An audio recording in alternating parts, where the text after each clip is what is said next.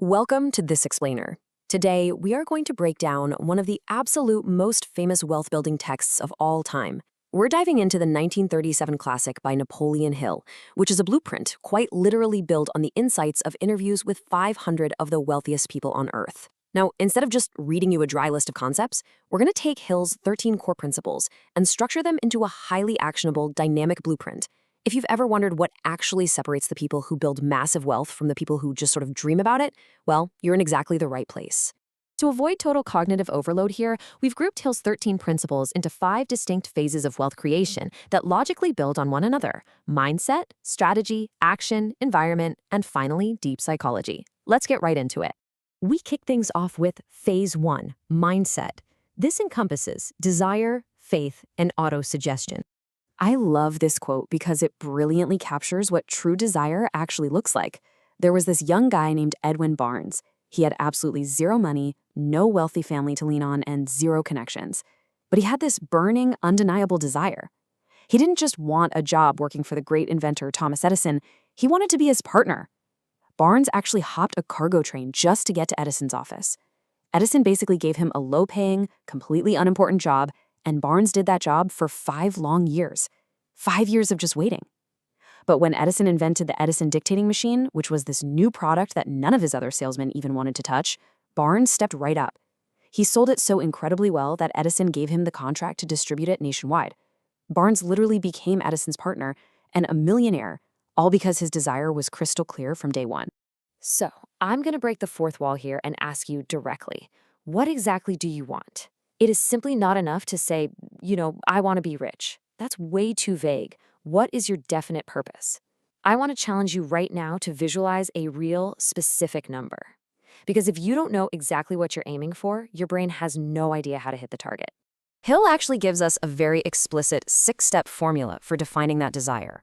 First, you need to write down the exact amount you want. Then, decide what service or product you're going to give in return, because remember, money is just an exchange of value. Set a firm deadline, make a rough plan to get moving, and write the whole thing down. Finally, and this is absolutely crucial, read that written statement out loud twice daily, morning and night. You literally have to feel the end result as if that money is already sitting in your bank account. That daily repetition, that's what Hill calls auto-suggestion. It's essentially telling your mind what to believe with deep feeling until your subconscious just accepts it as absolute truth. Hill actually used this exact principle on his own son, who was born without ears.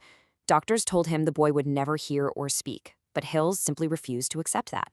Through these elaborate bedtime stories, he planted the absolute belief in his boy's mind that his deafness was actually an asset, not a disability. Fast forward to when the boy turned 18. He was given this experimental new hearing aid to test out, and it worked. He could hear. Driven by that lifelong belief that his condition was an asset, the son spent a month researching, created a 2-year marketing plan, and marched it straight to the hearing aid manufacturer. They hired him on the spot. He ended up selling the device to thousands of deaf people, turning his biggest lifelong challenge into a massive success. Now let's move into Phase 2, strategy, where we synthesize specialized knowledge, imagination, and organized planning. We really need to contrast general knowledge with specialized knowledge. Having general knowledge doesn't make you rich. Intensely focused knowledge does. Take Henry Ford, the founder of Ford Motor Company. The man barely had any formal schooling. In fact, a newspaper once called him an ignorant pacifist, and Ford actually sued them for libel. On the witness stand, these fancy lawyers started badgering him with random history trivia to prove he was uneducated. Ford silenced the entire courtroom. He basically pointed out that he had a row of push buttons on his desk, and whenever he needed an answer to a foolish question, he just pushed a button and summoned an expert. He proved right there that wealth requires specialized knowledge for your specific goal, not just being a walking encyclopedia. But of course, knowledge needs a blueprint, and that brings us to imagination and planning. Consider Dr. Frank Gonzalez, a preacher who desperately wanted to build a practical college. He had absolutely no land and zero money, but he used his imagination to picture this college vividly, spending 2 full years just thinking about it.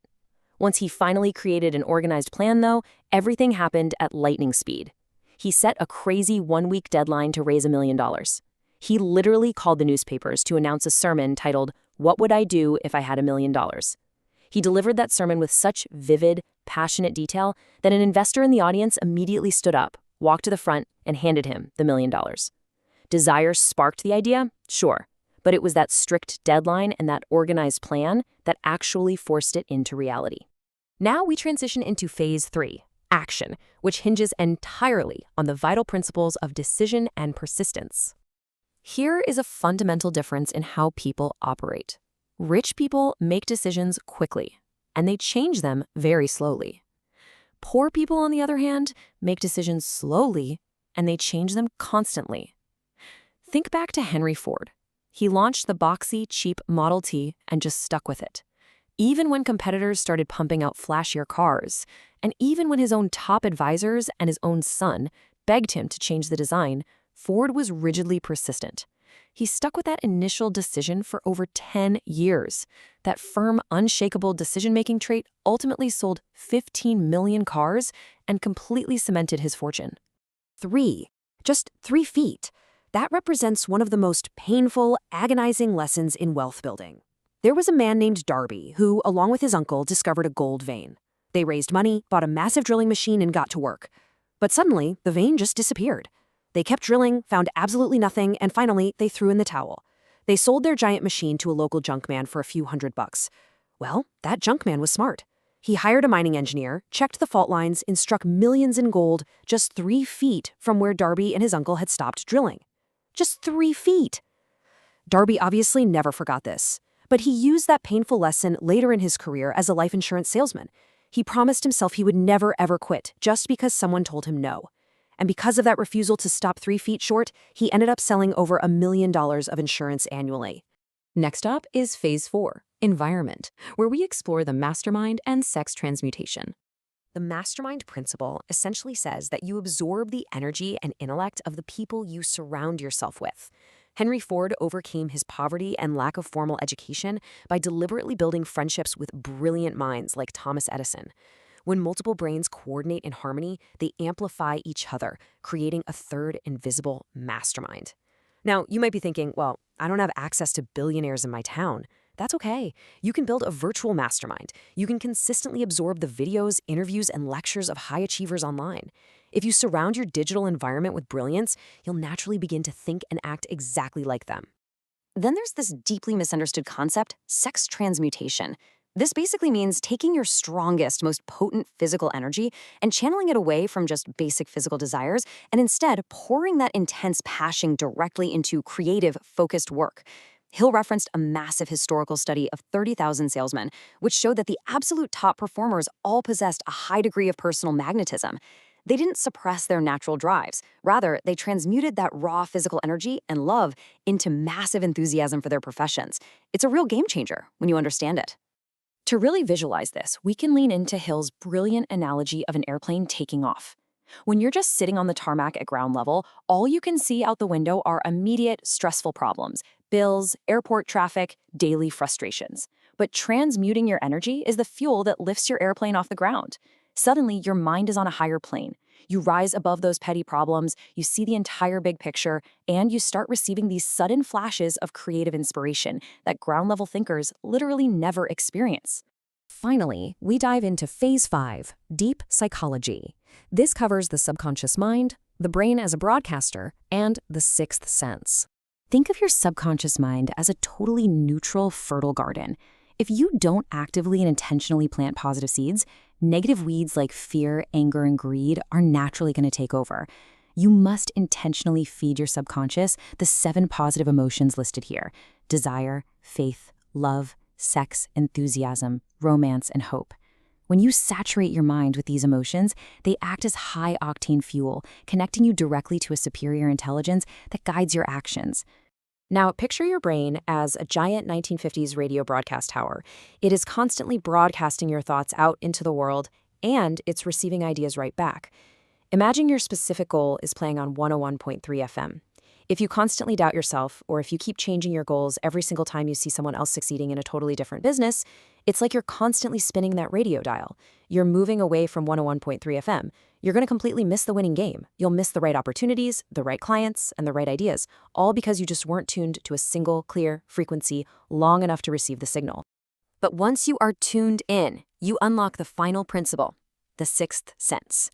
Hill observed a highly successful financier who had a really fascinating habit. Before making any major business decision, this guy would just sit down and close his eyes for 2 to 3 minutes. He was deliberately silencing his conscious mind, turning down the noise so that his sixth sense could pick up on sudden hunches and clear creative solutions. This isn't magic, folks. It's exactly what happens when your mind is perfectly aligned through all the previous principles we've discussed. You learn to completely trust your tuned instincts. So there it is. We've built the blueprint. But I really want to warn you before we go. Persistence is the absolute hardest principle on this entire list to master. It is so easy to start and incredibly difficult to finish. Which leaves us with this final provocative question. Are you really going to quit digging when you are literally just 3 feet from gold? Remember, the compounding results of your daily actions are building up underneath the surface, even when you can't see the gold just yet. If you want to master this mindset even further and ensure you never give up too soon, you'll definitely want to explore the principles of the compound effect next. Keep digging, trust the blueprint, and use your mind to build your wealth.